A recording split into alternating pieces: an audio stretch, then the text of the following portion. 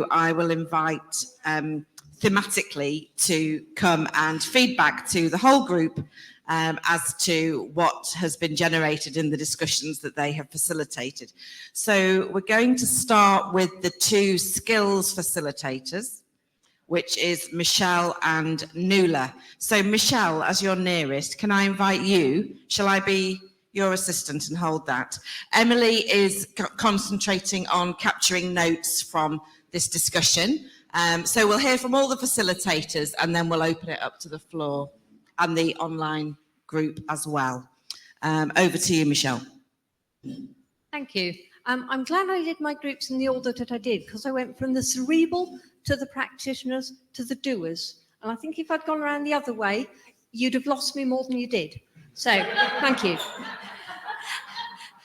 We were looking at a key skill being to enable practitioners and those that we work with to integrate sustainability into their career thinking.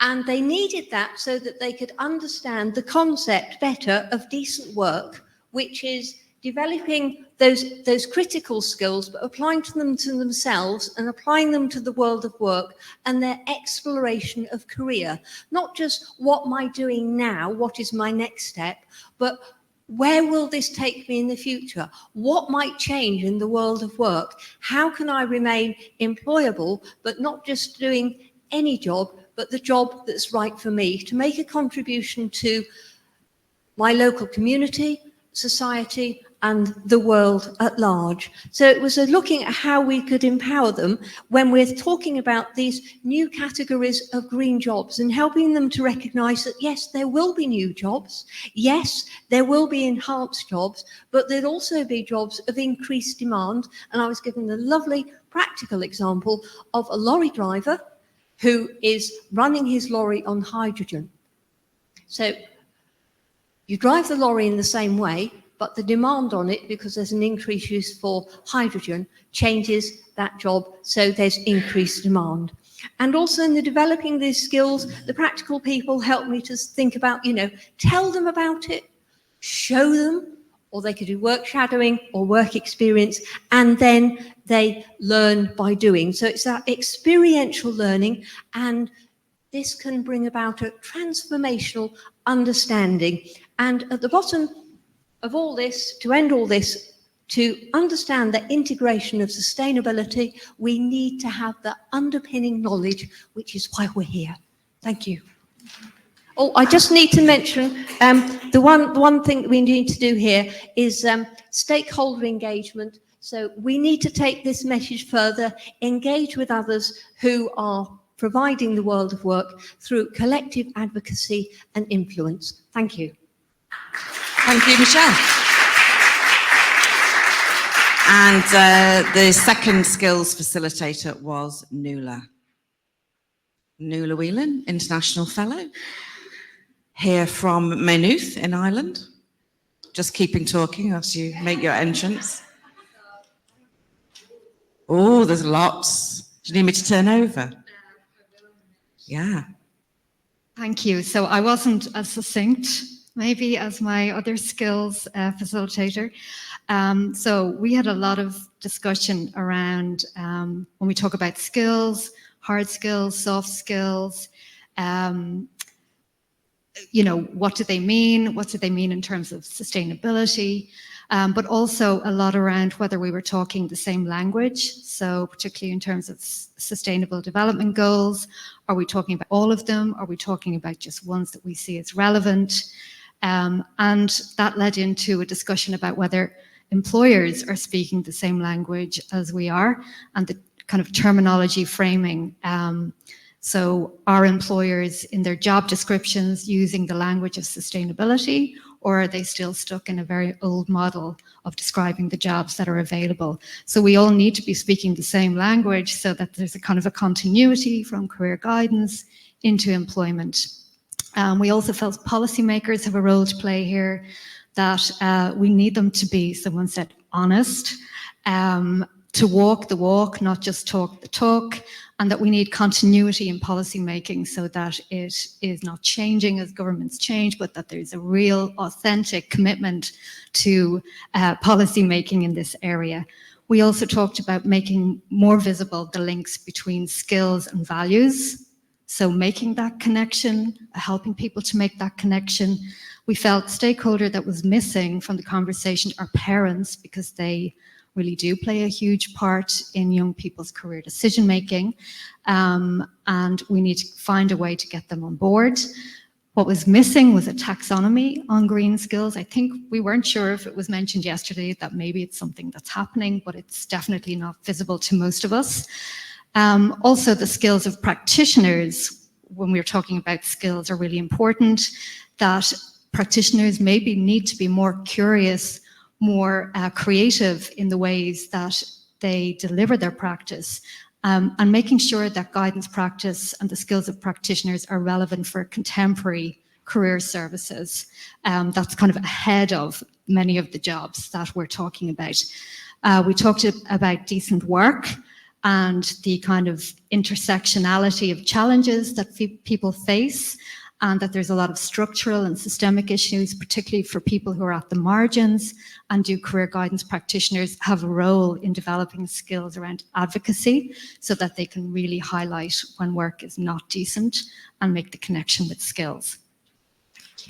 Thank you, nearly there. I had really great groups. They just kept talking. I had to say very little. So one of the actually really good points was about helping clients to, or young people to see the bigger picture. For example, textile making right through to retail, all of the skills, where they fit in that picture, and whether they can really say whether that job that they're taking is a decent job that's sustainable, because in the bigger production picture, perhaps it's not. Let me just see here, some labour market policy issues around decent and indecent work, and the pressure that's put on people to take any job. Let me just see, we're working in a very fast changing world, and that curriculum design really needs to try and keep up with that. So the world is changing rapidly, but curriculums aren't changing as rapidly in schools, and that's a real challenge. Experiential learning is a skill that we need to develop, and the kind of knowledge transfer. So we need to be thinking much bigger, and that when research is happening, the information needs to trickle out of the universities, out of research centres, so that it can be used in the real world. And we asked about who decides what's taught. So a kind of a power issue there around, And that's it. Lovely. Thank you so much.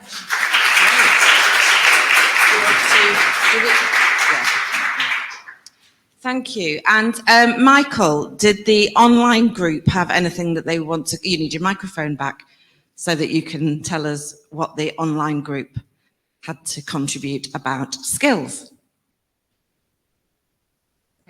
Thank you. So the online group pointed out the need to remind ourselves and stakeholders sustainability includes social justice, health and well-being, in addition to environmental sustainability. The need to raise awareness of what decent work could look like and benefits of this for individuals and society. The importance of sharing stories of excellent practice from across the world. Thinking maybe decent work standards might evolve to strengthen or emphasize the different weight or importance of the various different work factors, and that those might change over time. Being resilient and adaptable to protect our own boundaries, having more focus on sustainability across the school curriculum at all levels and ages. The group felt there was lots of scope for research for creative approaches to career guidance, and warned that we risk disenfranchising a large number of students and their career aspirations if we don't acknowledge this. Thank you. Thanks to everybody online for those thoughts. Right, I think we'll move on to well-being. Where's Rosemary? I'll come to you, seeing as I'm on the move, and hear from you with your groups about well-being. I'll keep it down. Okay. I'll just show everybody what mine looked like. Look. Anyway, so yeah, we had some fantastic discussions in the 3 groups, and a lot of insights were shared.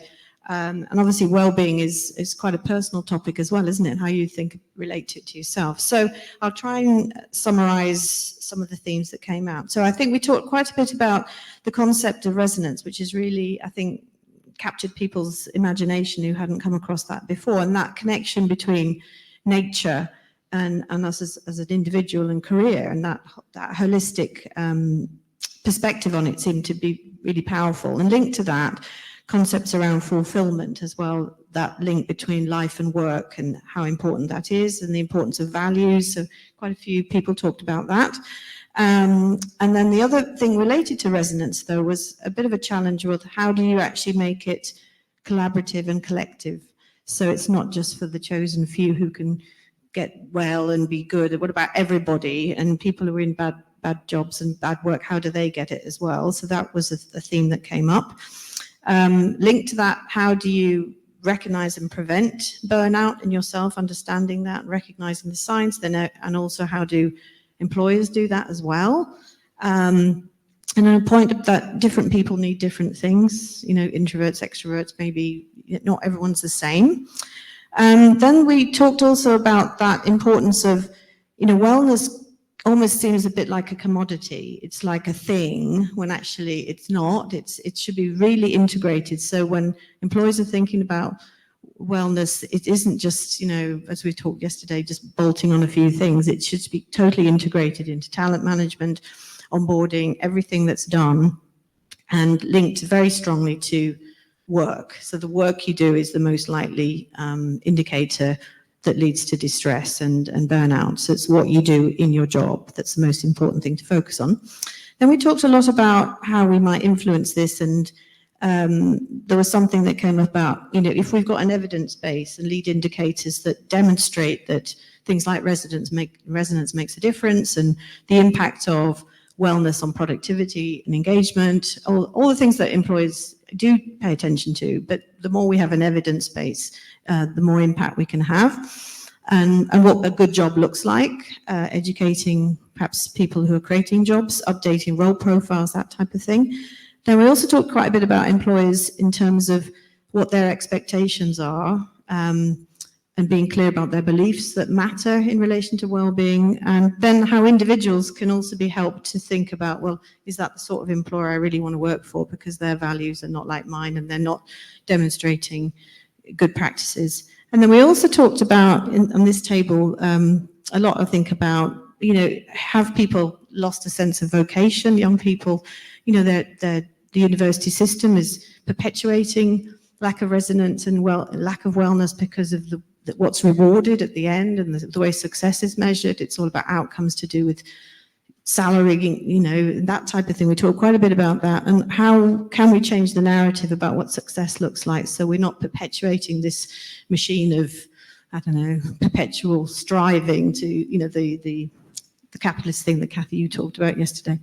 And then the other practical thing we came up with on the research side was, could we do some benchmarking around what different countries are doing, different policies in different countries affect this? That would be quite an interesting thing to do. So I hope I've captured everything, tables, but did my best.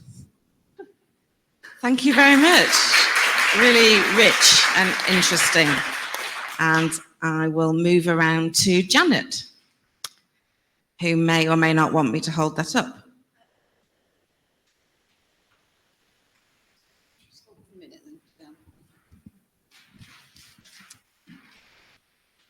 There was a very strong, not surprisingly, a very strong similarity between the discussions around wellbeing and sustainability across all of the second 3 groups. I just want to pick out sort of 3 themes, I think, and then just to pick up some additional thoughts. I think there were 3 things that we spoke about. One was about this being a lifelong activity, something about it being a clear integration between career and wellbeing. And thirdly, the resonance, which resonated apparently across all the 6 groups, as far as I could see. It seemed to be a thread or a theme or an idea or a feeling even that went across all of the groups. So I'll just pick up quickly the sort of differential pieces from what you've given us, Rosemary. I think there's something about this notion of sustainability being linked to longevity and lifelong careers.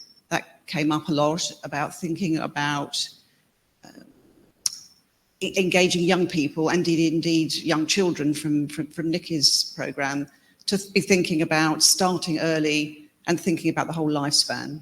So very much linked to the idea of long careers. And then I think the other piece, which was definitely, I'd add on to Rosemary's feedback, which came very much from this table over here, really, was about thinking about the impact of linking career and well-being. One of the impacts of that, if we're moving the work further towards something about well-being, that has an impact on practitioners. And so thinking about what do practitioners need to manage a job and a role that may be slightly changing, and how to manage the boundaries then between issues around safeguarding, issues around supervision. So that was where our conversations, I think, went, in addition to thinking about clients. Thank you, that's brilliant. Michael, is there anything else from the online group around well-being? Here goes. Just a couple of quick points. So one, just ensuring clients still focus on hope and optimism, because there's a risk, there's a lot of anxiety around this whole topic.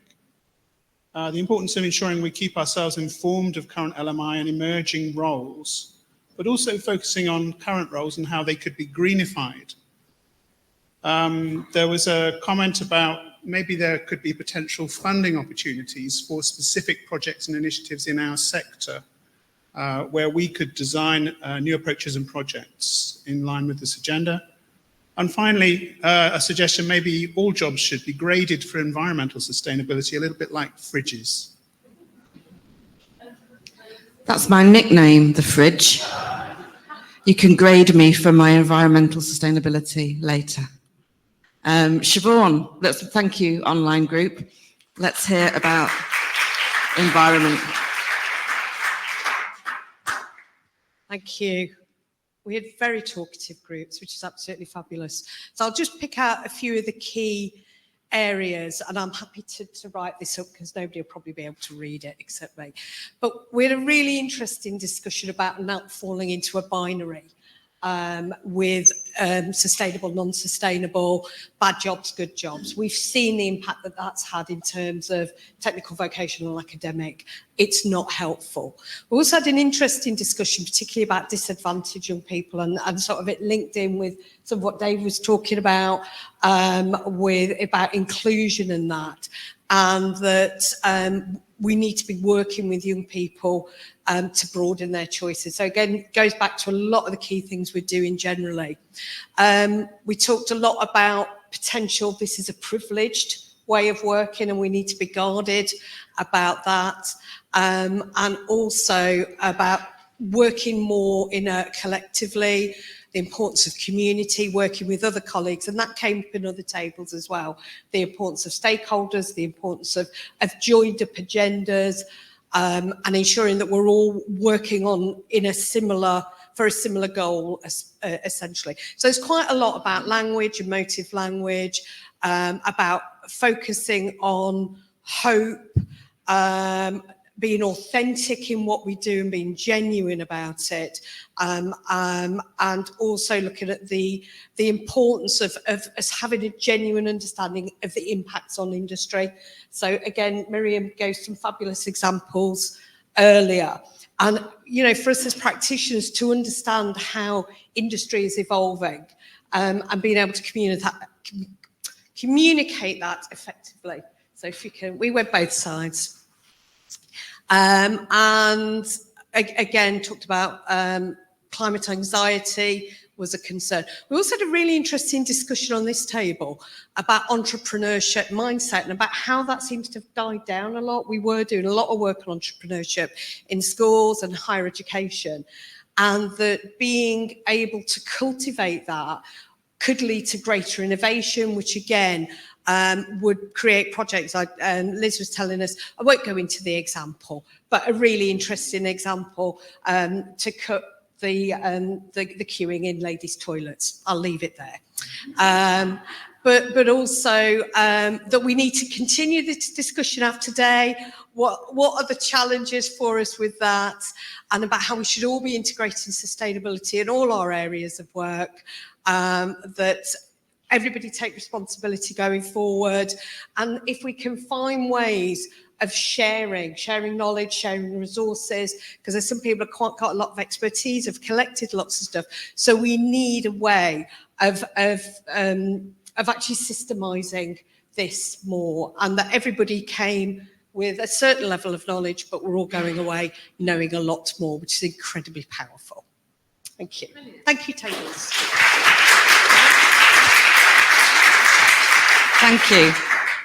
And the second environment facilitator was Tristram. Don't think I can really summarise this. There was a lot of stuff.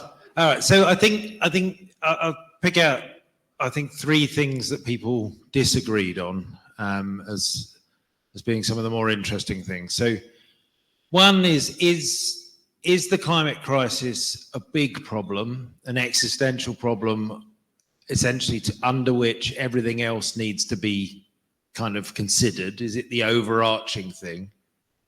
Or is it something which is one amongst many issues?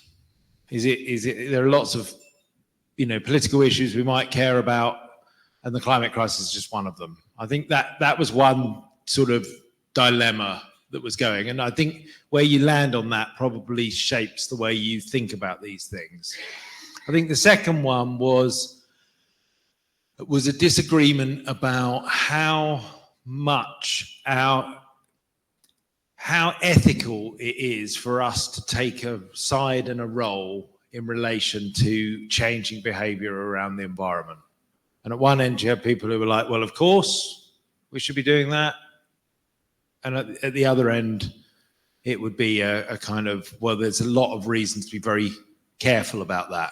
And one thing that we did talk about in relation to that a bit was that different types of practice might give you different kinds of answers to that. So how you handle those issues in one-to-one or careers education or in work with employers could all be different potentially. Then I think the third area, which wasn't exactly, I don't think it was exactly a disagreement, but there was I think a general sense of the need to expand the idea of jobs and career more broadly. So talking about green jobs, I think most people felt talking about green jobs is a potential pitfall for us. And that it might be, so then we had various kinds of discussions about what might be a better alternative. And so is that green work, which might include things other than paid work? Is it also about work-life balance and how that fits into these sorts of agendas? Is it, and really, I think the question there is, like, career guidance has historically been very, very focused on job selection. And there was a sense from some people that they want to stretch what the profession talks about into essentially career management and job performance, as well as, and then potentially even beyond that into life, how we live our lives, what's the kind of approach that we live our lives. So I think those three issues, sort of how bad is it our problem, and what are we even talking about? They're probably the three things that we talked about. So yeah. Excellent skills of synthesis demonstrated there by Professor Hooley. Michael, is there anything else to add from the online group? Thank you. Yes, so the online group recognised that there can be blurred lines between home and work, and therefore helping clients to set boundaries for their own well-being could be of value. There's also a suggestion that group guidance or working with clients in partnership with voluntary and community groups might be helpful here. And also the importance of normalising the expectation of having positive well-being and career conversations in the workplace. Thank you. So what I'm taking from all of that is, well, I think that there's no shortage of ideas generated by this conference. There's some really interesting things for us to be thinking about labour markets and understanding of those, and how practitioners keep up to date about labour markets in this regard. That typology that Chris showed us yesterday around different types of green jobs and understanding the incremental nature of this, rather than the sort of massive, quick, rapid transformation, being something that we really need to be thinking about. And also lots of stuff coming out about advocacy to stakeholders beyond the profession, whether that be parents, employers, policymakers, multilateral organisations. So I think, I'm sure we've captured loads there, and Emily's got a whizzy plan using AI to synthesise that, and we'll be doing that almost in real time, and sharing what we've got with everybody.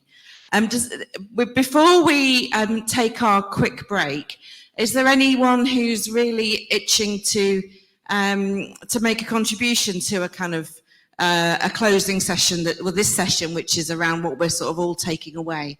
Anyone got a call to arms that they feel compelled to issue?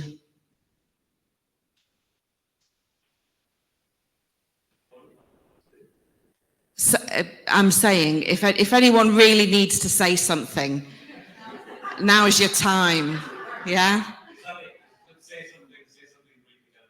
If you need to. No. I was just, trying to be vaguely nice. Okay. Probably there'll be no time left for any comeback on it. From what Tristan talked about there and the disagreements that you outlined, the first one, I don't think can be a disagreement.